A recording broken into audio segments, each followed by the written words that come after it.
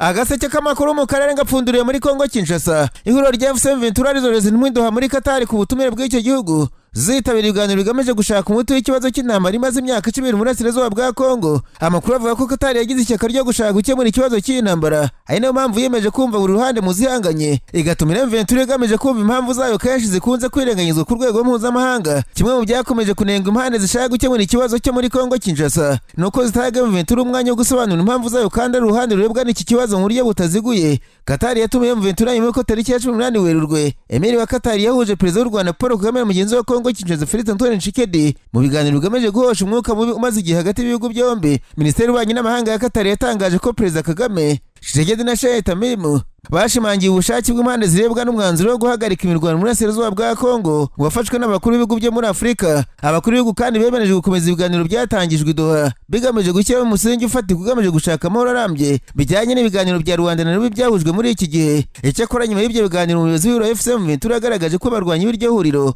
batazagacira imyanzuro yafatiwe mu biganiro byahuje Perezida Kagame na Tshisekedi mu gihe yaba idakemura ibibazo byabo. Hagati aho hari hashize igihe gito FC23 itangaje ko itazitabira ibiganiro by'amahoro byari kuyihuriza na leta ya Kongo i Rwanda muri Angola. Isobanura ko yabitewe n'ibihano umuryango w'ubwurayi wafatiye bamwe mu bayobozi bawo. Abayobozi muri FC23 bafatiwe ibihano bisabwe na guverinoma ya Kongo nayo yabisabwe na Tshisekedi. Iri huriro ryagaragaje ko ntacyo bizatanga kiretse kwenyegeza intambara mu burasirazuba bw'igihugu. Mu kiganiro n'amakuru yatanze ku itariki 20 nanga yagaragaje ko ubutegetsi bwa Kongo budashaka kumva ibyifuzo bya FC23, ati nta gifite cyo guhomba, tuzarwana kugeza ubwo impamvu yacu izumvikana. Qatar ni igihugu gifite imbaraga mu bijyanye n'ubuhuza kuko yagize uruhare mu guhosha amakimbirane hirya no hino ku isi, urwego iki gihugu kimaze kubaka mu burambe bw'igihe kirekire. Urukiko rukuru rwa gisirikare Kinshasa muri Repubulika ya Kongo Kinshasa ariko kandi rwanzuye ko abafisi bakuru b'iki gihugu bahunze urugamba rwa M23 rwabera mu mujyi wa Goma no mu nkengero zawo buranira mu muhezo. Ababuranishwa ni General Major Arenga Nzambe wahoze ari umuyobozi w'akarere ka gisirikare ka 34 na komiseri Egukwari Popo Jare Muwari wari guverineri w'agateganyo ntara Kivu y'Amajyaruguru nyuma y'urupfu rwa General Major Peter Chirimwami. Harimo kandi Brigadier General Yamba Tenidani wari umujyanama mukuru wa guverineri Kivu y'Amajyaruguru mu by'umutekano. Brigadier General Papi Rupembe wari umuyobozi wa brigade ya 14 y'ingabo zari zishinzwe gutabara rukomeye, na Mukuna Tumba Edi Leonard wari komiseri wungirije. Ubwo bagizwe mu rukiko bwa mbere tariki ya 13 Werurwe abanyamategeko babo bagaragaje ko urubanza rukwiye kubera mu muhezo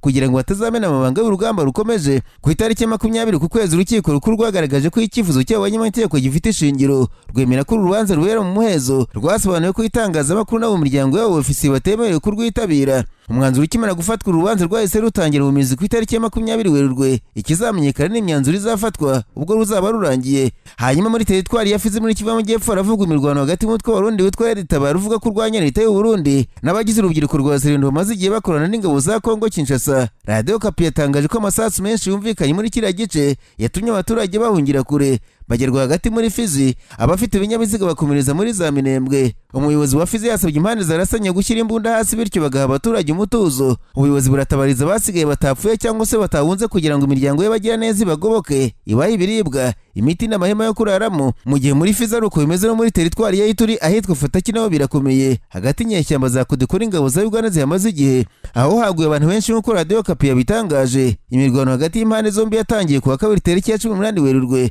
irakomeza kugeza ku gicamunsi cyo ku wa kane. Icyakora abarwanyi ba Kodeko ngo babonye basumbirijwe bahitamo guhungira ahitwa Jugu Centre. Hagati ariko ingabo za Uganda zifite ibikoresho by'intambara biremereye zamaze kugera ahitwa Fataki zagera zamutse umupaka wa Gori ugana Mahagi. Kugeza umuhanda wa Bune ya Mahagi ntukiri nyabagendwa nk'uko batanze amakuru babyemeza. Nararanganisha amaso y'abanyamakuru byandikirwa muri Uganda. Abanyamakuru bakize amakaramu ku mpapuro barandika. Banaswa abanyamakuru barenga 20 muri Uganda bandikiye komisiyo y'uburenganzira bwa muntu basaba ko barenganurwa ko bahotewe n'inzego z'umutekano bari mu kazi ubwo bakurikiranaga amatora mu karere ka Kawempe North mu cyumweru gishize. Abanyamakuru bavuze ko abasirikare bahohoteye bakabakubita bamwe bagiye mu bitaro bari bipfutse ku buryo utamenya imyirondoro yabo, ariko bazi neza ko abasirikare umutwe udasanzwe witwa Jati bakaba basaba kurenganurwa. Ikinyamakuru Daily Monitor gifite abanyamakuru bacyo bakubiswe cyavuze ko abasirikare byanze bikunze babohereje babazi icyo bashaka ari uko bagezwe imbere y'ubutabera bakanira ibikoresho byabo byangijwe muri uko kubahohotera. Uyu mutwe udasanzwe wo mu ngabo za Uganda uzwi nka Jati ngo uburyo bakubitaga abanyamakuru akeye ko bakubita ibyihebe kandi ngo benshi bari bafite ibibaranga kandi bazi ko ari abanyamakuru. Ishyaka intara muri ku butegetsi n'iryemera ko abanyamakuru bakubiswe, ndetse hari umutegetsi uherutse kuvuga ko bateje urugomo ari abarwanashyaka ba NUP bari biyamitse nk'abajati baguhohotera abaturage. Abanyamakuru muri Uganda bavuze ko ikintu bari bitwaje kidateje ikibazo ari ikaramu n'amakayi bandikamo inkuru batara bitari bikwiye ko abasirikare babukamo nk'abarwana n'abantu bitwaje intwaro.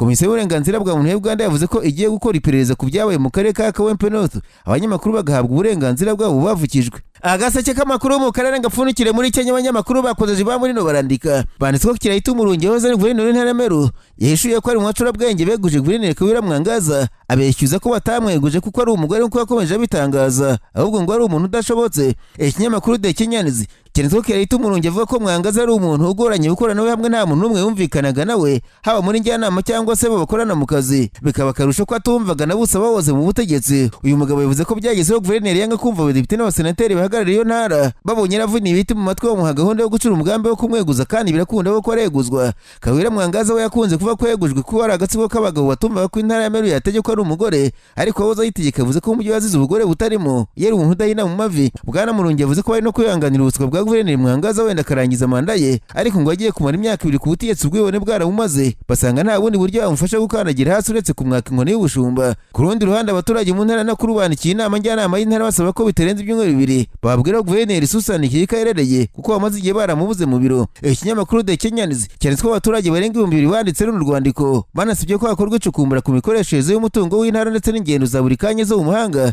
za guverineri Susan Kiyika, kuko ngo ari umuntu udakoze amaguru hasi ahora mu kirere nk'inyoni. Intara nakuru nayo ngo ihoramo umuriro, ndetse abo baturage bavuze ko bakwiye gukorwa isesengura ry'ihangana rya guverineri, umwungirije ndetse n'umunyamabanga mukuru w'intara kuko batazatuma igira ahantu hazimigera. Aba baturage basabye ko babwirwa guverineri ahereye mu gihe ishize igihe kitavuga ko atakigaragara mu kazi kubera ko ari mu kiruhuko cyo kubyara. Mbabwire kandi ko ingabo za Sudani zafashe ibiro by'umukuru w'igihugu Khartoum mu rugamba rwo kwisubiza ubutegetsi, zibwambuye umutwe wa Rapid Support Forces wari umaze imyaka 2 ugenzura igihugu. Hari hashize iminsi ingabo ziri kwegera ibice birimo ibiro by'umukuru w'igihugu. RSF yari yarafashe ibiro by'umukuru w'igihugu muri Mata 2023, gusa ingabo za Sudani mu minsi yashize zatangiye ibikorwa byo kwisubiza ibyo bice zere ku nkengero z'uruzi rwa Nile aho zari zikambitse. Mu ntangiriro z'umwaka RSF yari yatangiye gushyira ubuyobozi bwayo, itangira kugenzura ibice bimwe bya Khartoum no mu nkengero z'uduce twa Omdurman hamwe no mu burengerazuba bwa Sudani aho yarwanaga ishaka gufata indi mijyi nka Darfur na Al Fashir, yombi yari mu maboko y'ingabo za leta. Inama y'inzibacyuho iyoboye Sudani yashyizweho 2019 nk'uburyo gusangira ubutegetsi hagati y'inzego za gisirikare n'iza gisivile,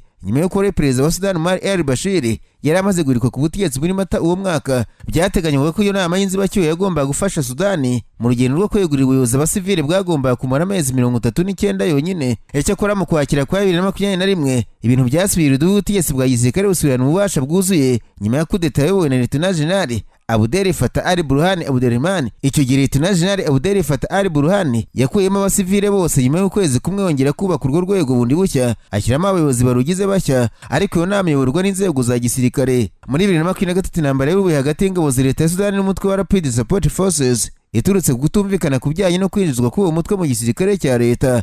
Nyuma y'igihe cyihangana hagati y'abasirikare bakuru bafashe ubutegetsi muri kudeta ya 2021, Abdel Fattah al-Burhan uyoboye igihugu na Mohamed Hamdan Dagalo wari umwungirije akaba anayoboye umutwe witwara gisirikare wa RSF.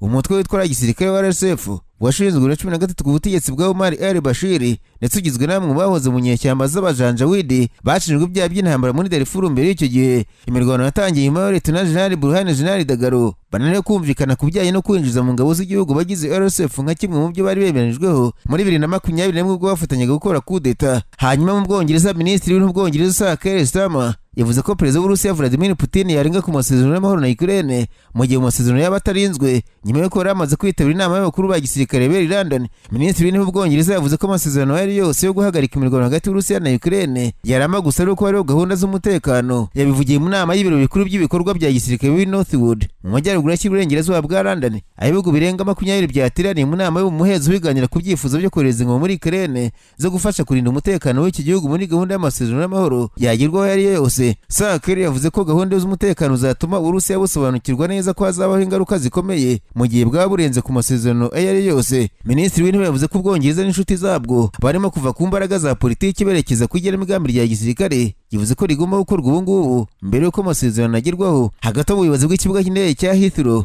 bwatangaje ko cyahagaritse imirimo umunsi wose ku itariki ya 21 Werurwe kubera ko umuriro w'amashanyarazi. Imirimo ihagaze kubera inkongi y'umuriro yafashe sitasiyo y'amashanyarazi itanga umuriro ku kibuga cy'indege cya Heathrow. Itangazo ry'iki kibuga cy'indege riragira iti bitewe n'inkongi y'umuriro yafashe sitasiyo y'amashanyarazi ihumura ikibuga cy'indege Heathrow yabuze umuriro. Kugira ngo turinde umutekano w'abagenzi nabo dukorana, ikibuga cy'indege cya Heathrow kiraba gifunze kugeza saa 5:59 za nijoro ku itariki ya 21. Biteganijwe ko hazakomeza kuba ibura ry'umuriro ritunguranye kuri iki kibuga, bityo abagenzi basabwe kudakoresha iki kibuga mu ubukerarugendo bakora mbere y'uko gisubukura imirimo yacyo. Abashinzwe kuzimya inkongi z'umuriro muri Londres batangaje ko transformateri yo kuri sitasiyo y'amashanyarazi ya Hayes yafashwe n'inkongi mu ijoro ryo ku itariki 20, ariko icyayiteye kikaba kitahise kimenyekana.